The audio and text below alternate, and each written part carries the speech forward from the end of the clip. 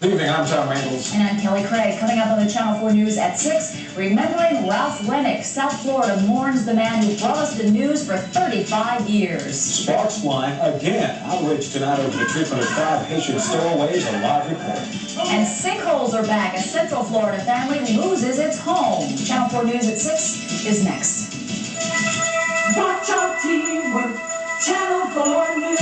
From your 24-hour news source, this is Channel 4 News at 6. With Kelly Craig, Tom Randalls, meteorologist Brian Norcross, weather, Tony Segreto, sports, and the Channel 4 News team.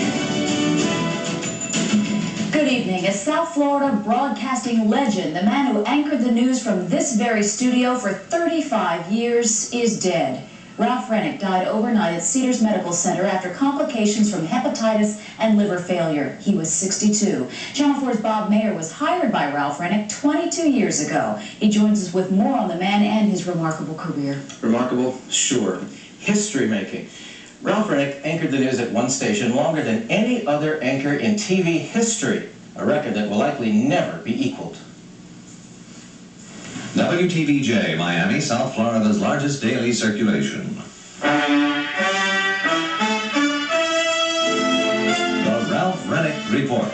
He was, for the better part of 4 decades, the man South Florida turned to for news. Now here's Ralph Rennick. Good evening, everybody. Ralph Rennick, serious, conservative, upstanding, no nonsense. Rennick was South Florida, but even more than that, Ralph Rennick was Channel 4. 113 Republican election. The Miami-bound SEC passenger train, the Gulfstream, is derailed at West Palm Beach this afternoon. He was just a kid, really, when he joined Florida's only television station back in 1949. But by July of 1950, the skinny kid was on the air, anchoring a nightly newscast before anyone knew what a TV anchor was supposed to be. Time left to say good night, and may the good news be yours.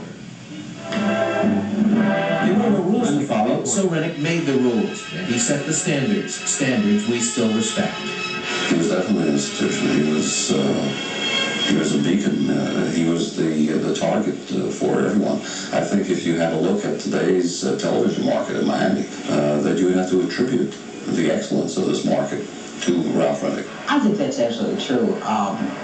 Ralph was everybody's idol and ideal, and those of us who came into the business a few years behind him tried very hard to strive for the qualities that he had already established. In the beginning, there was no network, no tape, no graphics. Film of national events often got here so late, Rennick had to improvise. The pictures we had, we clipped out of newspapers and out of magazines and stuff like that, and we had nothing. I mean, he used to go out and shoot film. Ralph wasn't afraid to do things different, and he wasn't afraid to try things. No, he wasn't. Being #1 just wasn't enough. In 1957, Rennick instituted the country's first daily television editorials. As I stated at the outset of this nightly editorial on September 2nd, no endorsement will be given any candidate for political office. Off the air, Ralph Rennick was a tough taskmaster, demanding much from those around him. But he drove himself too, especially in the early years, becoming the first local anchor to leave the anchor desk and travel the world to gather news. Do you think it would be possible for you to soon visit Miami, Dr. Castro? Well, everybody has to put up an invitation. In 1959, he spent 3 weeks in the Soviet Union, snaring Nikita Khrushchev for an exclusive interview. And now, Ralph Rennick reports the news. And talk about chances. Orson Welles had nothing on Ralph. In this 1960 program, Rennick simulated what his newscast might be like if South Florida were taken over by communists. People's Army militiamen stood majestically on the steps of the Dade County Courthouse, where the new regime will make its headquarters. Well, now, ladies and gentlemen, let me tell you the truth. We've been taken over by a totalitarian... At 6'4", Ralph Rennick was an imposing physical being. His mere presence could be intimidating. He was very impressive, and he was scary. You know, you talk to Ralph, he's like, "Hi, Ralph." You go, "How are you?" You know, he kind of shake all over. He could be very aloof. Could be, would be. But get Ralph Rennick out of the station, and he was the funniest, friendliest, wittiest guy in the world. A guy who could laugh at himself. Over the course of his career, Ralph interviewed 7 United States presidents.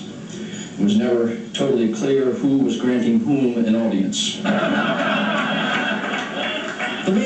certainly smiled on the air, smiled a lot in the community, and he was everywhere. An active leader in the Boy Scouts of America, with the Catholic Church, heading a committee to restore the Statue of Liberty, another committee to honor the Challenger astronauts, reading to the blind on radio. Ralph Rennick was in demand as a public speaker, as a master of ceremonies, as a teacher. There we go, the story's beginning, you better hurry up. Okay, can you sit over here? But he was also in demand as a father, having raised 6 children after the death of his wife Bain in 1964. His kids, and later their kids, appeared on the air with Ralph every year at Christmas time. The votes were invalidated because 2 punches had been made on the voting card. As a TV news anchor, Ralph Rennick was #1 in the ratings for almost all of his 35-plus years on the air. That didn't hurt his job security one bit, but neither did the fact that Channel 4's owner, WOMECO President Mitchell Wolfson, thought of Rennick as his son and gave him virtual free rein in building the Channel 4 news department. Rennick's success was also due in no small part to this woman, for 30 years Rennick's right hand. If Ralph Rennick built the news department, Ruth Sperling ran it. For Rennick, Camelot began to crumble in 1983 with the death of Mitchell Wolfson. When WOMECO and Channel 4 were sold to an investment firm in 1984, the handwriting was on the wall.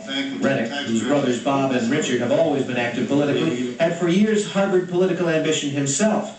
He finally took the plunge. It is my decision, effective tonight, to step down as Vice President and News Director of WTVJ, and also relinquish my duties as newscaster editorialist on this program.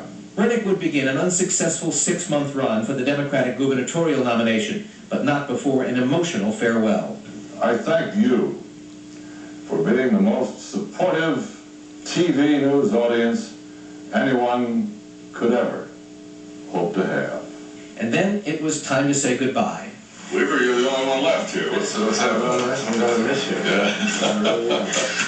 You know, nobody announced your jokes on Not going to be the same anymore. And it wasn't, of course. Rennick returned to television in 1988 to do editorials for Channel 6, but by September of 1990, he'd had enough. I'll say to you, this is not farewell, it's more goodbye for now. But for Rennick, it was farewell, and for South Florida, it was the end of an era. Good night, and may the good news be yours, and hopefully mine. A legend is gone. Ralph was obsessed with the business, with television news up until the end. I visited him just 4 weeks ago at Cedars, and he was reading his New York Times and his Wall Street Journal and talking to me about TV news and where it was headed, and he was just obsessed with it, loved it until the end. And he meant a lot to you, too. Oh, he did. He really was the one person more responsible for my career than anyone else.